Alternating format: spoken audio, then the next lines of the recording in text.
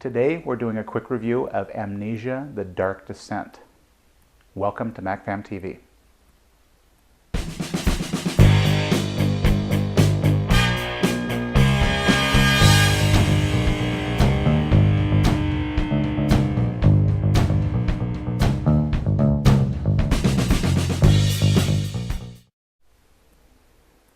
First off, I'd like to apologize for the length of time it's taken us to get this video up. We had a rather bad last couple of weeks, including damage to a vehicle and the death of an extended family member. However, we're all back and we're able to start filming again. We did promise that the boys will be putting up their video of their gaming on a budget. This will be filmed soon. However, given the issues that we've had recently, no one has had the time to sit down and put that together. Please expect it soon. Amnesia: The Dark Descent is a game that was released last year by Frictional Games. This game has really not hit the market the way that one would have expected. It is an independently developed game and is currently available on Steam for direct download for $9.99. In our personal opinion, this is a must-buy.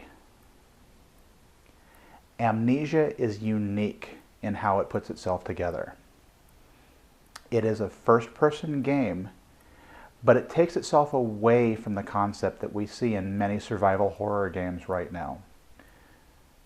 Resident Evil created the survival horror genre.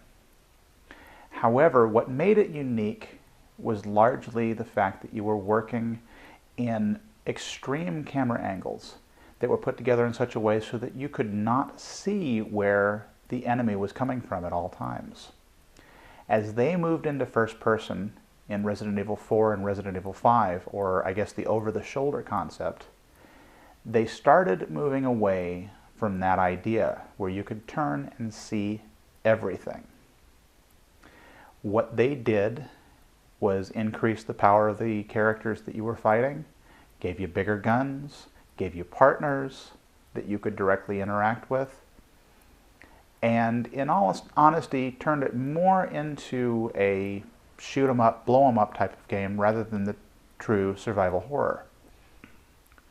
We've seen other games come out recently, most notably the Dead Space series, that are starting to push themselves back towards that shock and awe concept.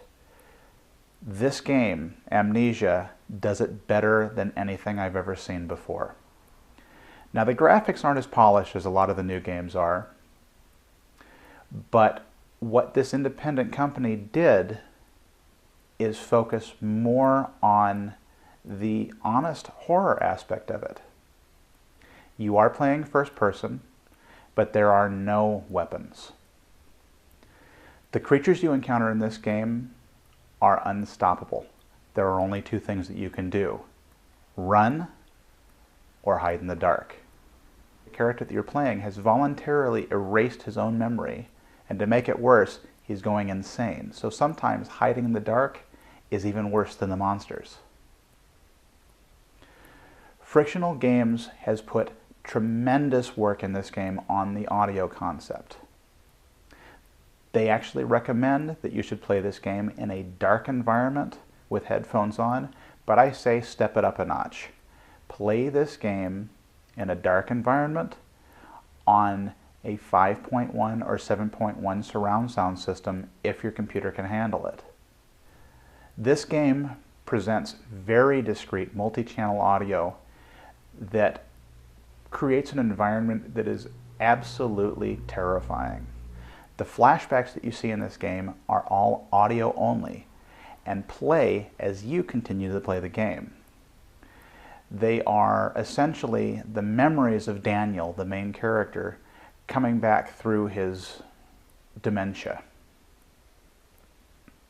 And they really do a fair job of setting you up to realize that his world is a terrible and frightening world.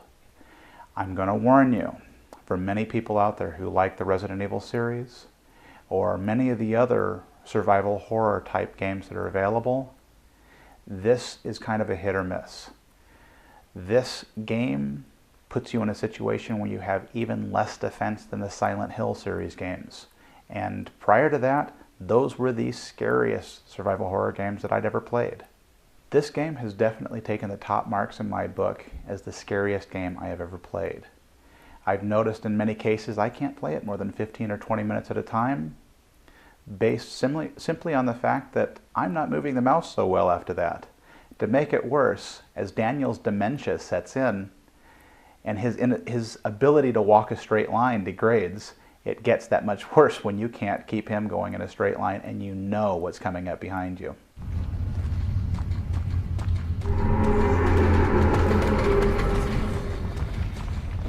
It's where? Ah!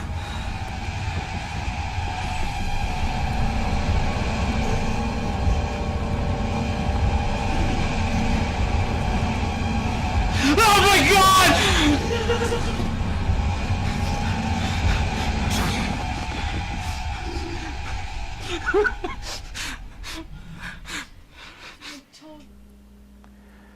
This is a game that I do not recommend for younger players.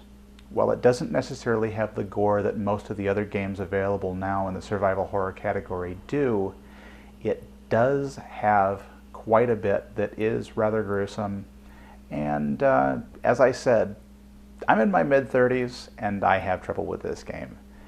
A younger kid very likely could end up with nightmares from this.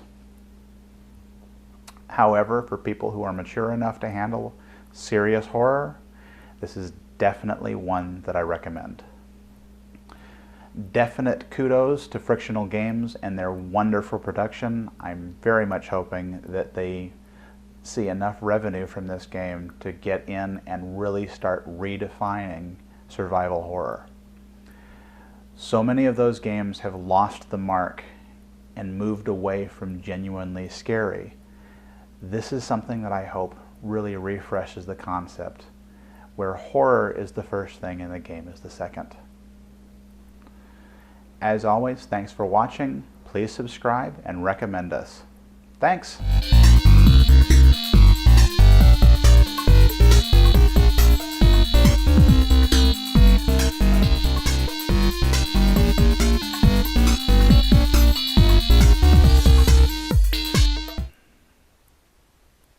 Okay, quit making faces at me, or I'm going to come over there and I'm going to beat you with the camera.